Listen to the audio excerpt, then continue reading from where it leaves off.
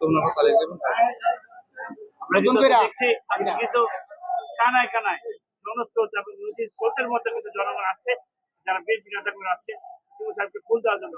আসলে আপনাদের অনুভূতিটা একটু প্রকাশ করুন। দেখুন, আমাদের অনুভূতি কি, দেশটা তারেক রহমান এবং আমাদের জাসিদ বেগম খালেদা জিয়া, বিএনপির চেয়ারপারসন এবং বিএনপির প্রতিষ্ঠাতা শহীদ প্রেসিডেন্ট জিয়াউর রহমান আদর্শ করা দল। এটা বাংলাদেশের জন এই দল গঠন করা হয়েছে, তারপর থেকেই সর্ববৃহৎ এবং সর্বজনপ্রিয় দল এই বিএনপি। আজকে বলতে গেলে বাংলাদেশের মধ্যে আমার প্রিয় নেতা জনাব মোস্তাফিজুর রহমান দিবু ভাই বাংলাদেশের মধ্যে আমি মনে করি সবচাইতে জনপ্রিয় নেতা। যে মনোনয়ন দিয়েছেন, 300 মনোনয়ন আসন আছে বাংলাদেশে। আমি মনে করি আমাদের মোস্তাফিজুর রহমান দিবু ভাইয়া এই বাংলাদেশের মধ্যে 300 আসনের মধ্যে সবচেয়ে জনপ্রিয় ব্যক্তি।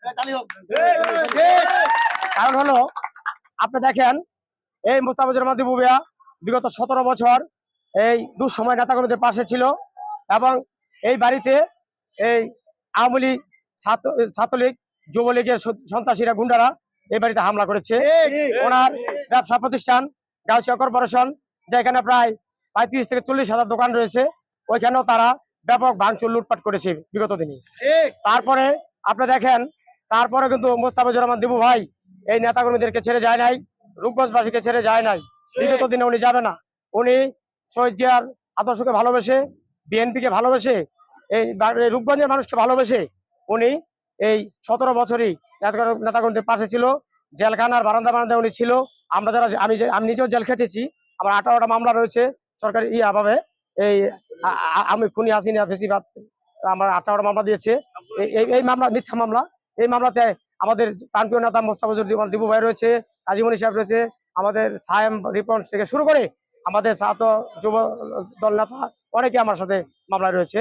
কিন্তু এই 17 বছর এই মোস্তাফিজুর রহমান দিবু ভাই কি করেছে, আমাদেরকে উনি নিজস্ব উকিল রেখে দিয়েছে, যাতে করে আমাদেরকে কারো কোনো খরচ না লাগে।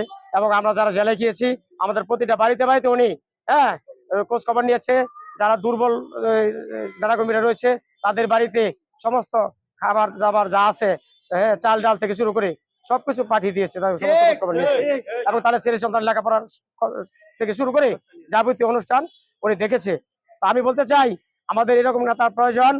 আমরা বলতে চাই যে আমরা এই ফেব্রুয়ারি মাসে এই ধানের শীষ মার্কায় মোস্তাফিজুর রহমান দিবু ভাইকে বিপুল ভোটে বিজয় এনে দিয়ে প্রমাণ করে দিতে চাই, আমাদের তারেক রহমানকে আসন উপহার দিয়ে, রূপগঞ্জের নারায়ণগঞ্জ এক উপহার দিয়ে প্রমাণ করে দিতে চাই যে আমরা সর্বোচ্চ ভোট দিয়ে মোস্তাফিজুর রহমান ভাইকে পাস করিয়ে সংসদে পাঠাবো এবং রূপগঞ্জ থেকে ভালো একজন মন্ত্রী উনি নিয়ে আসবে বাংলাদেশের।